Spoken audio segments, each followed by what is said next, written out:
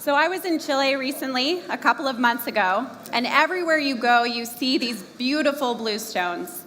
I found out that they're called lapis lazuli, and these blue stones have quite a history. Back in centuries ago in the Middle East, they were actually traded as a currency for some time.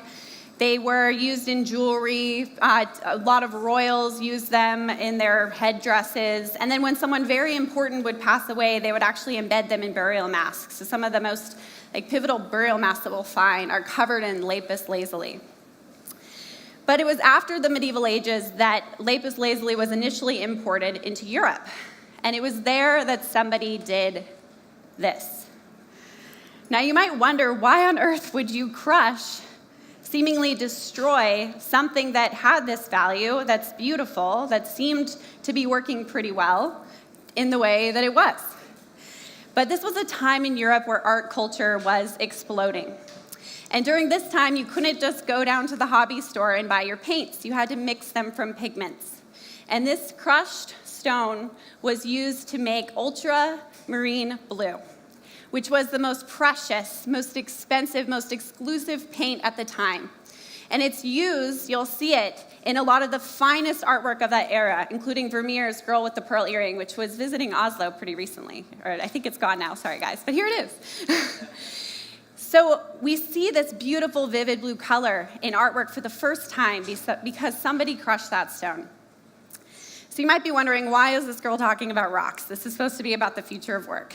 But the reason I am is because the arc of lapis lazuli, I think, is a great picture for the arc that we're seeing right now with work. So when we hear the future of work, a lot of us can harken back to all of these articles we've been seeing, these news reports talking about automation, technology, what's going to happen to jobs? Are we going to lose our jobs? Are we going to have this utopia where work is better than it's ever been? It's become this conversation about prediction. What is the future of work going to look like? But today, I want us to shift our thinking on that and get out of that dialogue, get out of that prediction dialogue, and get into one where we're thinking about creation. And that starts with things like this. Now, when we talk about the future of work, we're really talking about change. So humans grappling with change is a really interesting phenomenon. I'll give you a spoiler, we're not great at it. It's really hard for us. But the Luddites are a group that we often think of who did a particularly not good job grappling with change, right? The Luddite movement was a group of textile workers in Europe who were afraid when these textile manufacturing machines were inserted into these warehouses. And they thought, this is the end of work. We're not going to have jobs. We're not going to be able to even support our families or have any kind of dignity or meaning in our lives. So they trashed these machines, they protested. And today we talk about the Luddites and we refer to it as the Luddite fallacy. But there's a really important part of the story that gets skipped on almost any discussion around the future of work. And that's that, yes, they were ultimately wrong. Work still exists. Some of us even work in textiles still. But at the same time, these people were economically decimated for over 50 years. And for those people, that was a lifetime. So I'm going to paint a really optimistic picture today, and that's what I really believe. But I also think that when we're problem solving, when we're innovating, we have to think about the people who get hurt in these transitions. We have to think about putting solutions their direction, thinking about that proactively.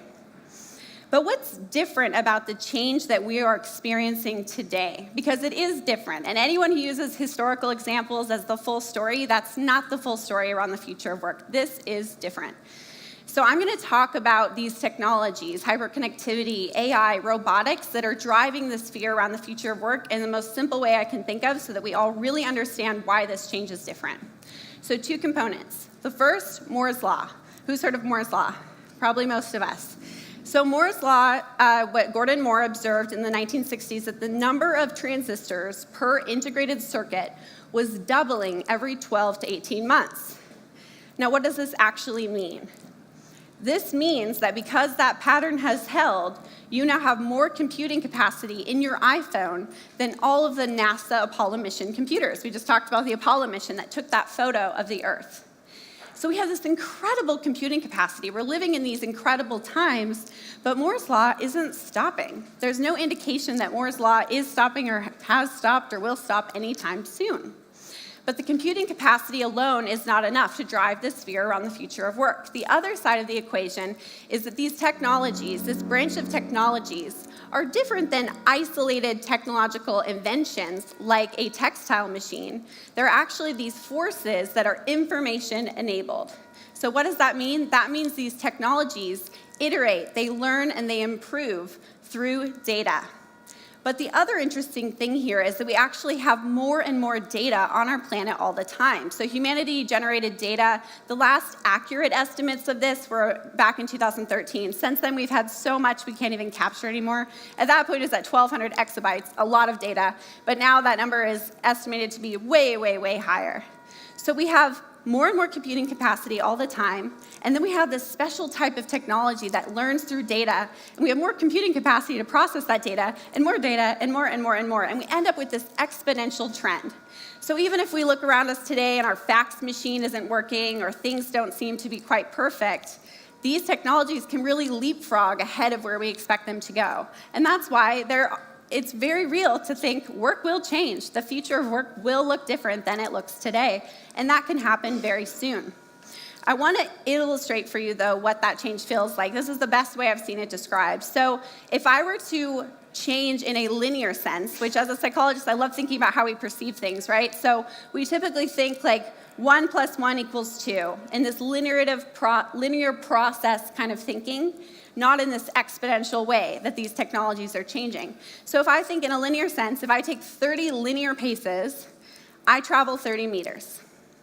Now, that's how we think about the world. That's how we think about advances in technology. What if instead, though, we think about it this way? If I take 30 exponential paces, so doubling paces, I travel over 1 billion meters, 26 times around the Earth. So this is the kind of change we're dealing with, and it's really hard to get our minds around this kind of change, and it's hard to think about the future of work in this context. And that's why we've seen all of these headlines. Who hasn't seen one of these headlines? They're everywhere, right? And it's really become this whole matter of predicting what is going to happen with the future of work. Now, the first study that really came out on this was called the Oxford-Martin Studies by scholars Frey and Osborne in 2013. And they identified that they believe 47% of US jobs would be automated in the next 10 to 15 years, more dire estimations for the rest of the world, though Norway came in close to the US on that. But then we also see, when we look at individual occupations, it gets really scary. So we have Mark, who works at construction, 80% chance his job is automated. Joy, customer service, 91%. Martha, who works in accounting, 95%. Adrian, who works in human resources, 90%. But these aren't just percentages, these are people's lives. And this is how this discussion has looked so far. And we've put a lot of trust in these numbers. Government policies are being made around these numbers. People are looking at education differently around these numbers. People are starting companies around these numbers. But should we be trusting these numbers when every attempt to replicate them has come up with something different? All these things look different. Have you guys noticed that every job, what jobs we automated study has different numbers? So today I want to talk about why that is happening, but I also want us to see the opportunity within that. So it's natural to think, okay, we can't predict the future of work because A, it's hard to predict the future. Fair. We can't predict the future of work because technology is hard to understand. Semi-fair, though I'd say that's actually the most accurate part of the methodology in those studies. I think the biggest reason this has been hard for us to start to make predictions around is because we actually don't understand work that well. So what do I mean by that? So I'm going to tell you a little bit about kind of how the sausage is made with these numbers. We're going to get into the nitty-gritty methodology, and I will not make everybody bored going through the full methods section. But let me just give you an overview. So let's go back 3,000 years to the imperial court in China. There they developed something called job analysis, where they actually looked at the occupations in their province, and they itemized kind of different categories of jobs. And then underneath each of those categories of jobs, they identified what today we call KSAOs, knowledge, skills, abilities, other characteristics, that you need to succeed in that occupation. And from this kind of catalog that they had created, they were able to start to administer tests to kind of sort the population into different occupations. Now, that was really innovative 3,000 years ago. But the last time we've really seen innovation around this process was following World War II, when the US developed this kind of new way of looking at it, where they added it's up to about 1,000 job occupations, and then they expanded the KSAOs. But really, the last innovation around work classification happened in 1954. So what happens when we make these predictive studies is subject matter experts on these technologies look at these job classification systems, and then if they see any kind of overlap between the technology's capability and these KSAOs, then they deem that automatable, and that's where those percentages come from. Now, this would be interesting if we actually knew the DNA of work, and we actually knew in each of these component levels what that actually looked like. But these KSAOs include things like speaking. Okay, so maybe there's some capability of the technology to speak, but is that truly fully replacing that human operation? Or decision-making. There's certain decision-making functions, and I work with decision-making AI, there's certain decision-making functions that are great handled by technology. But there's still very much a role for a human in that equation. So seeing these holes in all of this makes us, I hope, see that this whole prediction discussion, we actually don't know what the future of work looks like. We don't even necessarily know what work today looks like, because it kind of looks like a catalog system that we made in 1954, based in the Imperial Court of China's work 3,000 years ago. But what this does show us is we have some known unknowns around the future of work. And so while predicting doesn't necessarily make sense right now, there are some areas that are ripe for innovation. There are areas that we really need to be working on if we're going to help people move into a positive future of work. And we get to actually create that. Known unknowns are where business ideas come from, too, for the entrepreneurs in the room. I mean, we know that. When we know there's something that we want there and it's not there, that's where we can dive in with our efforts. So I'm going to really quickly take us through 4 areas where we kind of have these known unknowns, and there's an opportunity for innovation around the future of work. This is the area where I work with my group Opticity. We are doing a kind of human genome project equivalent for sequencing skills. Now, this is on the macro level. We're looking at kind of these old labor systems. We see that there's some holes there, and we're trying to better understand the DNA of work. What are the actual skills that are important for different jobs? How could we actually have evidence-based education policy, evidence-based training, evidence-based ways for people to shift throughout their careers to different careers throughout their career? So this is an area that's really interesting, but there's so much more to do here.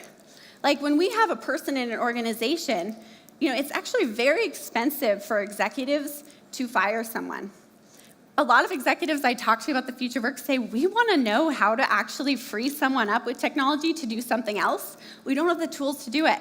Build those tools. The world needs those tools right now, getting at the DNA of what a worker has to offer so we can see how to path people forward. Another area is in kind of equal opportunity and actually unlocking human potential. So we see that we have all these global grand challenges, and we want to solve them. But you know what I see is the best way to actually start solving them? Let's get 100% of the talent working on them. Let's get more people actually doing meaningful things with their lives. Let's help access talent in places that we've written off in the world because they don't have basic literacy. How can we start to innovate to unlock more potential, bring more people online, bring more people into this economy? Because we can do that with these technologies. This one's a really interesting one because Gallup every year does a study around engagement in the workplace. And they look at all the Fortune 500 companies, and they extend a bit beyond that. And last year's study, when it looked at who's actually engaged in the workplace, do you know what they found? About 27% of us are really engaged at work. The rest of us are either disengaged or actively disengaged, which means we are sabotaging our workplaces, which I think is kind of funny. So do you know what this tells me? We're already treating people like robots. Of course we're worried about people being automated, but we're not even letting their humanity come out in our workplaces. So we need innovations. We need entrepreneurs thinking about how do we design systems, tools, platforms where people can actually be engaged on their job. Everything that they can bring to the table is brought out. This means all these people, they have more potential that's being left on the table. Let's stop with that. And the final area is, of course, education. There is so much more we can be doing for education, both in a traditional sense, but also for lifelong learners. Training is broken. Training doesn't work. When we're trying to actually prepare people for a new career path, the biggest problem I come across when I talk to truck drivers is they go, well, sure, I'd like to do X, Y, or Z, but I don't even know where to start. They don't even realize that there is actually an online education tool that can help them get there. So what if we had ways that actually brought content to people that need that in real time? The education tools are out there, we're just not delivering that right. There's also so much innovation needed in the messages we give in our schools about skills. Soft skills are the power skills of the future. We've gone through, been analyzing a lot of skills with the Future of Work Index. Soft skills are the power skills. Let's start figuring out tools to educate in these ways. But most importantly, I want you to realize that for all of this, technology in the future of work is not the threat. It's just our tools. It's just our playground to make a better future of work. So there's no time for this right now. It's not even working. We're not doing it well. This is what we need to be doing. There's so much opportunity to innovate. There's so much to create. So I encourage you to envision what you see the future of work looking like, and then break it down. How are we going to get there? What can you do today to make work better looking into the future? Thank you so much.